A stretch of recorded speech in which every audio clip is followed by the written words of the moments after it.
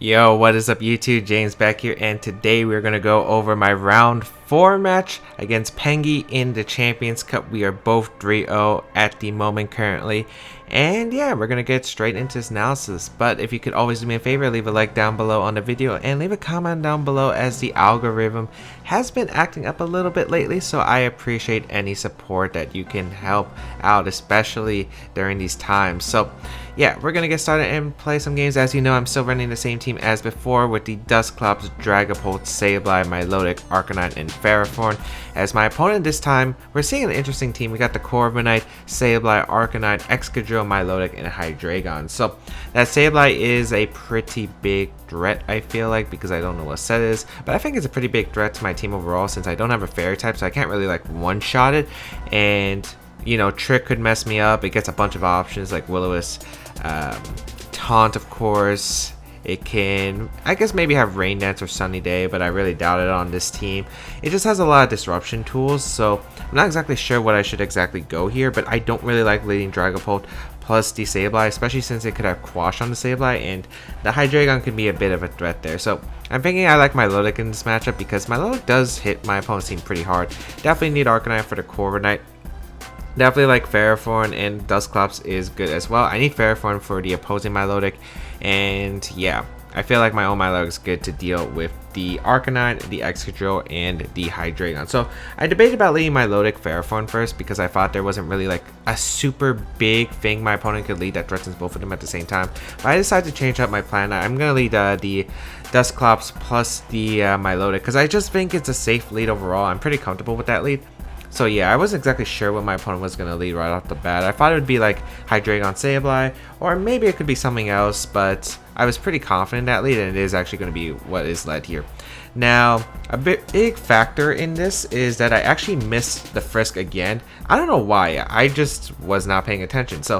And it just moves so fast, like I'm not even mashing buttons, it moves so fast. So I actually missed if it was Roselia on the SABLEYE. I thought it could be Trick Eject button, so I didn't want to Dynamax here. And yeah, I wasn't sure what to do. I didn't want to risk it, so I think I just draw off an Ice Beam to Hydreigon and Trick Room because I feel like I didn't lose too much. Like at the worst case, I'm losing maybe Dusclops to the Max Darkness from the Hydreigon, or maybe my opponent goes for Eject button into Dark Pulse. But yeah, I wasn't exactly sure, but I just wanted to make a safe play. My opponent actually reveals Taunt on the SABLEYE, which was okay, I felt like, for me, as Dark Pulse does get revealed here, and it's actually going to go out into Milotic, which eats it up decently well. It took a little less than 50%. Life Orb's revealed on the Hydreigon as its item, and Ice Beam is going to be fired off with the Expert Bell. Does a pretty solid amount, nowhere near enough to where I need to knock it out, but that's still pretty good damage overall. And here I'm like, okay, what do I really do here? I could switch into Ferrothorn, or I could attack here. I'm definitely going to go for Nightshade with the Dusclops because I feel like getting rid of the Hydreigon is pretty good here. And I think I just actually ended up deciding attacking here because I didn't want to, or I went for Recover, yeah, Nightshade, because like I know the Hydreigon is probably not going to Dynamax at super low HP, especially this early in the game when you don't really get much mileage out of it. So I thought, okay, if he targets down to Milotic slot, I can recover, unless you go for Shadow Sneak double up with Dark Pulse, which is fine. Or maybe you go for Draco Meteor, but like I'll trade Milotic for the Hydreigon, and then you don't really have a good Dusclops answer. So I'm like okay with that. And there really isn't a switch my opponent can make, as Hydreigon actually does end up switching out to preserve the Hydreigon, I guess, for later. It goes into Milotic, which is a pretty safe play because like I can't really damage it. Taunt is going to go off into Milotic, so my opponent thought I could have Recover, Protect, stop me from recovering, which was smart. Good play from my opponent, as I am able to get a Nightshade off into the Milotic, do about a fourth of its HP right here. And now I just like go into Ferrothorn. I don't really like my Milotic's position here, and I know the Milotic can recover up the damage, so I thought, okay, I need to get damage from the SABLEYE. One, is kind of annoying me, the SABLEYE, and two, I could maybe put in range of Power Whip. Also, like, I don't want to give the Hydreigon a free switch in, and Milotic most likely is just going to stay in. I don't know what it's going to do here. We get to find out what kind of set it is. Maybe it goes for like a water type attack. It could set up a coil, but I don't feel like any of those are really bad. A Blind Hypnosis would be annoying, but like I think it would be okay here. as the SABLEYE reveals its trick here. So I get to see if it's a Jux button or if it's a Roselli Berry, since I missed it, as I mentioned before. We do see it's a Roselli Berry, and it actually gives me the Assault Vest, which is like amazing for me actually, because the SABLEYE can no longer trick my Dusclops, which means I keep a Violet on Dusclops this entire game, which is super nice. And the SABLEYE can no longer go for other support moves with Prankster. So Coil set up from the Milotic, Nightshade goes into the SABLEYE, and Trick Room wears off, and I'm like, okay, you can't even taunt my Dusclops now, which is awesome. So now I can just throw off a power up into my Milotic slot and go for Trick Room. This is pretty much a play that covers everything. I thought maybe I could switch out a Fairforn into my Milotic to cover for an Arcanine switch that could come out from the SABLEYE. I'm expecting the SABLEYE to switch out, but yeah, I felt like if I take the sleep turns, if Hypnosis is going to be thrown off, I feel like it's not worth the risk. So just stay in, and I'll take the sleep turn if possible. We're going to see the Corviknight come out here, which is completely fine, which means no Arcanine, which means no immediate threat to Fairforn. And I dodged a +1 Hypnosis and land a power up. Like, wow, that was super lucky. I'm like, wow, that actually just missed. I think Hypnosis after +1 accuracy is like, it's either like 81 or 83%. I'm pretty confident in. So yeah, I'm like, wow, that's amazing for me, because I got the damage off, I don't have to take a first turn of sleep, and I get Trick Room up, and now I can just, you know, I don't have to play sleep turns with this Fairforn or the Dusclops, because my opponent could have just set up on the Clops earlier. I go for Nightshade plus Seed Bomb because I don't want to risk missing the power up now, since I don't have to. And anything on my opponent's team, the SABLEYE's weakened, the Hydreigon's weakened, anything that comes out for this Milotic slot, I know it doesn't have Protect most likely. You want to assume it's Coil, Hypnosis, which we already saw, and then you want to assume it has a Water type move, and then most likely Recover as the last move. Or maybe it doesn't need Recover, but I feel like you would run Recover on the set. So we will see the SABLEYE come out, and I'm like, okay, that should go down to a combination of Seed Bomb plus the Nightshade here. And yeah, Seed Bomb does come out and does put that SABLEYE in range of Nightshade, which is really good here. So able to get rid of SABLEYE and Corviknight. If it sets up, I could just haste the next turn, so I'm pretty happy about this position, as it reveals Substitute, and I'm like, wow, I didn't think Corviknight would have Sub. It reveals Sub Lefties, and I'm like, okay, this is going to be interesting. So Sub, you want to assume Roost. I would imagine, like, I don't think you run a Corviknight without Roost, really. And then probably one of the setup moves, Bulk Up or Iron Defense, and then it has to have a solo attack, so I'm thinking, is this Sub Iron Defense Body Press? As Hydreigon is revealed here, and like, I don't have a reason not to just click Seed Bomb into the Hydreigon slot, because of the fact that it knocks out the Hydreigon and the Milotic this range, and I could just Nightshade the Corviknight, see if it's max HP on Corviknight, because Nightshade shouldn't break the Substitute, but if it does, it gets me a little bit of information based off the EV spread. But I was like pretty confident that the Corviknight would be, you know, like that Nightshade wouldn't break the sub. But like, no matter what, I didn't really have like a better play there, so I just Seed Bomb the Hydreigon. If it protected, no big deal, because like Hydreigon's a bigger threat than the Corviknight is behind the sub. It's not even boosted yet, and it doesn't break the sub, so like this Corviknight does have a pretty near max HP investment, as we do see the Bulk Up come out from the Corviknight. I'm like, okay, so it's probably not Body Press as the last move. I'm like, is it Iron Head or Brave Bird? Because that's definitely one of the two moves, because if you had Body Press, you would be running Iron Defense, unless it doesn't have Roost for some reason, which probably makes my position more amazing later. As Milotic is forced to come out, most likely doesn't have Protect, just go for the Seed Bomb into Milotic. And I think I go for Haze here instead of Nightshade to break the sub, because I don't think I had to break the sub at this point, and I didn't want my opponent to be at a +2 state after Trick Room is over, I think. So yeah, I do go for the Haze here.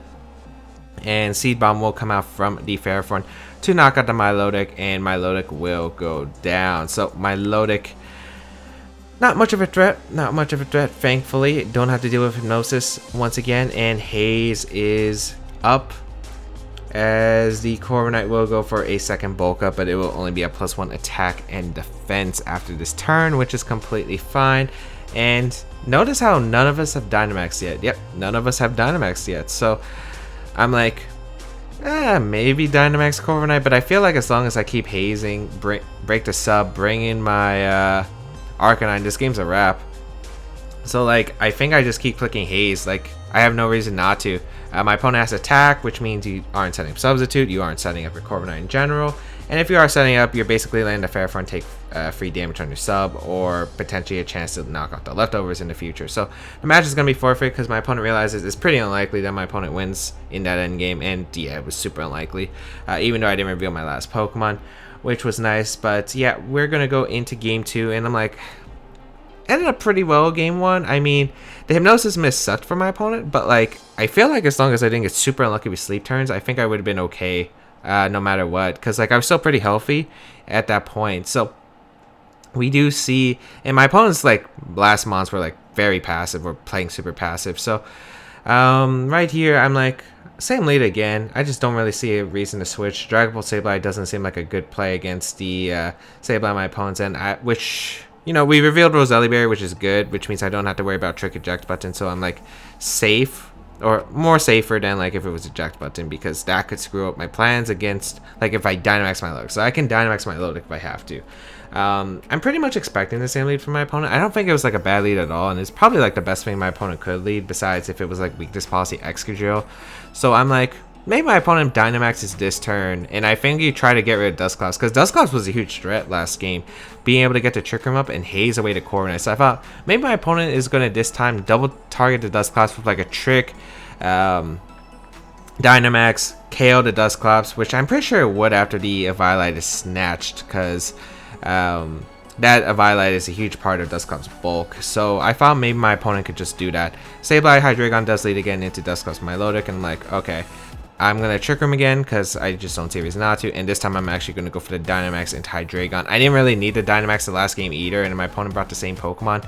I felt like I wouldn't need Dynamax in this game, or at least it wasn't like as crucial. And getting rid of this Hydreigon would be super nice in general, because I don't know what the moveset on Hydreigon was. We only saw Dark Pulse in the last game, so it could have a fire move for my Ferrothorn or a ground type move such as Earth Power for my Arcanine. So I'm like, this Hydreigon's probably a threat. I better try to get rid of it if my opponent stays in. And I really thought my opponent would go for that Trick Max into the KO the Dusclops, but my opponent actually makes a very passive switch into my Lodic, which was a really good play on my opponent's part. Like, he forced me to use my Dynamax right there, and now I'm in an awkward position. If I had what is it called, Disarming Voice like Hirofumi did on his original team, this would actually be a pretty decent spot, because like I could set it up.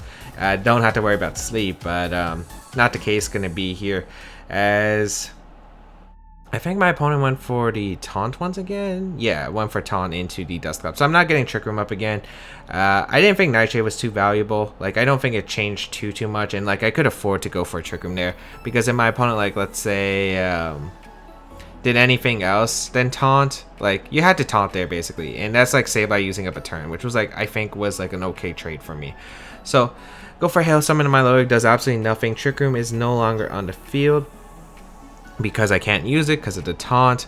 Everyone takes a bit of hail damage, and I'm like, okay, does my opponent try to trick the Dusclops this time? I'm gonna go into Ferrothorn, because, you know, the Dusclops was a threat to my opponent, and I am gonna go, I think, for the damage in the Sableye. I went for the Max Guy, so I was thinking Max Quaking immediately, but the reason I didn't Max Quake there is because I was worried in case Hydreigon hard switched into the Sableye slot. So I go Ferrothorn here, as my opponent does go for that trick here, and will my opponent actually get like the Ferrothorns to Assault 2 out of 2 times? And the question is, yes it does. So that's it by not having any luck with the Prankster, as we will see that the Milotic does get a free coil up, and I'm like, okay, this can get a little bit annoying, as I go for the Max Geyser here. Probably wasn't the best play, I think. I could have went for Max Quake into Milotic and been completely fine.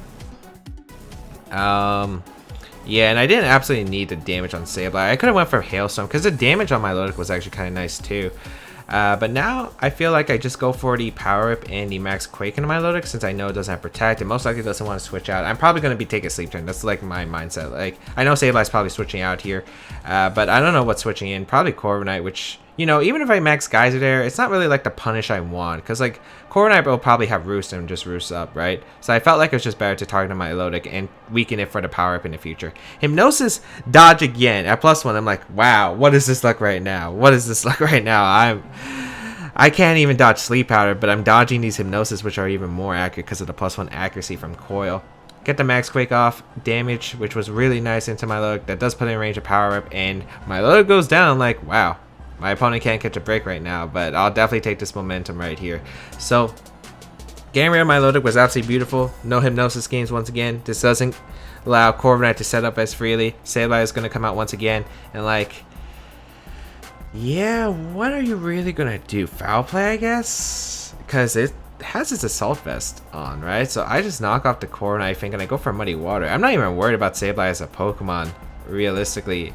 I was like, I thought my opponent might try to go Hydreigon here, but like, I think maybe my opponent's trying to stall out the rain turn to weaken down my Milotic with like maybe Foul Place and stuff. We actually reveal its Fake Out on SABLEYE, so it's Fake Out, Taunt, Trick. I don't think we revealed the last move though. Bulk Up gonna come out from the Corviknight, as yeah, it is going to, you know, it's gonna get the Bulk Up. Like, I went for a knockoff because like if there was a Fake Out situation, like if you sub, like I feel like it's just my best play in general. I don't have to target SABLEYE, it's not a threat. But this time I actually do go for it because now that I knocked out the Corviknight's item, it's a lot easier to handle. So all I need to do is chip it with Muddy Water and wait for the rain to end, bring in my Arcanine, and start doing work. Also, I could just haze away the boost with Dusclops later. So I'm like, okay, not a bad spot. I want to catch the Hydreigon if possible, or play around the Corviknight. Like, both are potential options right here. And I think that if I catch the Hydreigon on the switch, Gyro Ball, Muddy Water probably doesn't knock out, but puts in range where only, like, Hydreigon probably can only use one Life Orb hit. So just a double up into that slot is fine. And again, Corviknight can't really beat my team if it's like overwhelmed. So Muddy Water comes out. We reveal the SABLEYE doesn't have Foul Play most likely, or maybe just doesn't want to reveal it. As Fake Out comes out again, fails. Muddy Water actually hits both, and funny how Mirror Armor works. Accuracy decrease into the +2 special attack as Corviknight Roost, and Gyro Ball comes out and knocks out the SABLEYE. Now this was an interesting turn. I did knock out the SABLEYE, but the -2 accuracy actually really hurts me. I would have preferred not getting that because, you know, it gives my opponent out with the Hydreigon here. Because if it dodges Ice Beam, I could be in an awkward spot, but I am +1 Spadef thanks to the Max Quake I went for earlier. So I go for the double up the Hydreigon because there's a chance the Hydreigon didn't have Protect, of course, because of the fact that it didn't go for the, or it didn't Protect the last game. And I thought about recovering in case Hydreigon did Protect and Corviknight went for, let's say, Brave Bird in Milotic, but I thought it's probably just better to risk it right here. Because I don't think I'll get another opportunity, as my opponent actually just goes straight for the Draco Meteor. And, you know, that's a good thing for me, even if I miss, because as long as there's no crits or flinches involved, I should be good to go. Because this Hydreigon is weakened with its -2 special attack, which is huge. It's huge. I'm surprised my opponent actually didn't go for a Dark Pulse right there. As Ice Beam going to come out into the Hydreigon slot. Pick up the knockout on Hydreigon, which means, yeah, I should be able to win with Arcanine once I get the conditions right. And Dusclops is looking pretty good too. Brave Bird going to come out into the Milotic slot. Pick up the knockout from where I was with its +1 attack from the Bulk Up.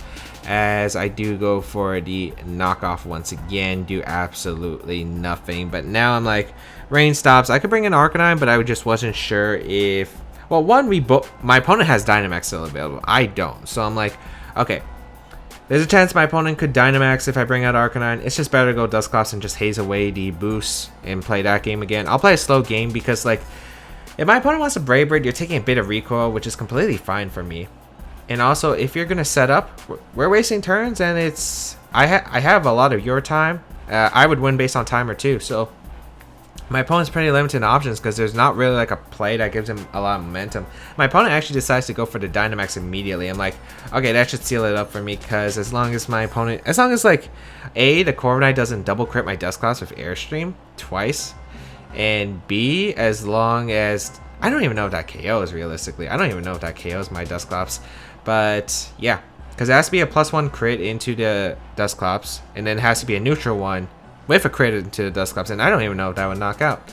Because Corviknight's not exactly an offensive Pokemon. As I do go for the haze, my opponent actually targeted Ferrothorn, so I guess my opponent wants to avoid the Brave Bird recoil into the Ferrothorn slot, which does make sense. He would take a lot from the Ferrothorn in the end game. So I'm like, okay, I just go for Nightshade into knockoff, because now I know, since the Corviknight's at neutral, I definitely don't go down to 2 crit Airstreams, so I can haze away the boost at the last time and just put this Corviknight you know, weaken it a bit more for my Arcanine to 100% guarantee the knockout with the -1 Life Orb Flare Blitz. And if it doesn't, like, I'd be surprised, but like even then I don't think it's a bad position. So just keep going for knockoff, keep going for the Haze right here. My opponent wants to knock out the Ferrothorn, that's completely okay by me.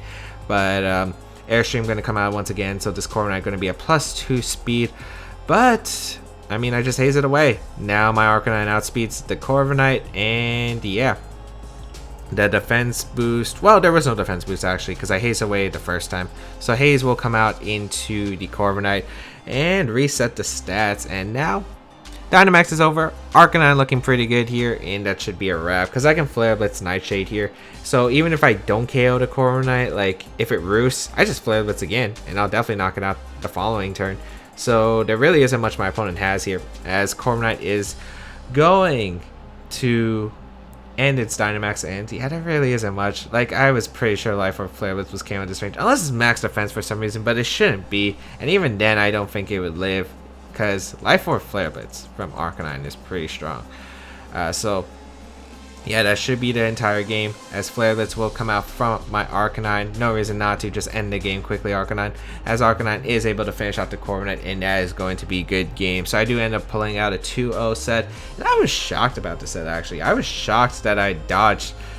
Like, that situation happened twice where it was +1 Milotic with the coil accuracy boost, and I dodged both Hypnosises in both games. Like, I was like, did that actually just happen? Because like, I don't know what kind of luck I was pulling, but I'm a person who doesn't consider himself that lucky generally, because one regional, which was actually recent, it was back in 2019, I didn't dodge a single Sleep Powder. It was like I got hit, like, I think it was like between 14 to 17 times out of 14 to 17 times.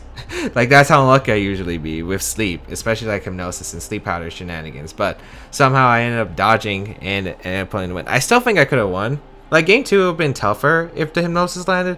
Game 1, I felt like it wouldn't have changed much, as long as like there wasn't like super long sleep turns for both Pokemon. So yeah, that's gonna be the match. I hope everyone enjoyed today's episode, or this analysis, this post-commentary analysis. Let me know your thoughts about this post-commentary analysis down below in the comments. Let me know what you thought about the match too, and what you thought about my opponent's sets, because I was really interested in the sub bulk up Roost Corviknight, as yeah, it's not really something you saw. Like, you know, the most probably set up Corviknight set is the body press set with Iron Defense. But yeah, it's interesting to see. Bulk up was something that was, you know, tested out in the beginning of the form. It kind of dropped out. Sub was interesting too, to dodge probably like potential Will-O-Wisp. But yeah, let me know what you thought in the comments down below. But you could always check out my other stuff in the description, like my main series, VGC 2020 Back Battles. You could check out my other post commentary analysis if you have missed them, and more coming soon. Yeah, so thank you all for tuning in. Have a great day, people. Until we battle again, I'll catch y'all later.